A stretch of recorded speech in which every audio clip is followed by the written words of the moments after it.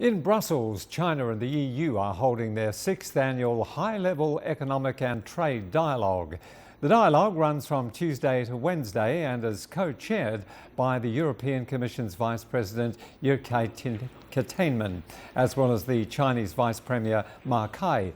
The two sides have one of the world's most important trade relationships. China and the EU now trade well over $1 billion a day. Commissioners and ministers are discussing a range of strategic issues under the theme Strengthening Policy Coordination, Promoting Sustainable Growth. Mariam Zaidi reports from the Belgian capital. The dialogue is a forum that gives the EU and China a chance to discuss how to do better business together. Now, it was co-chaired by the European Commission Vice President for Growth and Jobs, Jyrki Katainen, and with Chinese Vice Premier Mariam. Now, the meeting comes at a sensitive time for both countries. Economic growth in the EU is forecast to be sluggish at 1.6% this year. China's economy is slowing but still expected to grow by 6.7%, more than 4 times faster than the EU.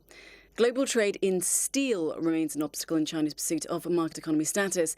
Many countries say China has been distorting the market by dumping steel cheap. Chinese Vice Premier Mariam spoke at length about steel overcapacity. He said the fault wasn't China's, but the global financial crisis triggered by the US in 2008 that affected demand. And the Vice Premier added that all steel producers need to look into cutting overcapacity, not just China. He said that this process has already begun in China.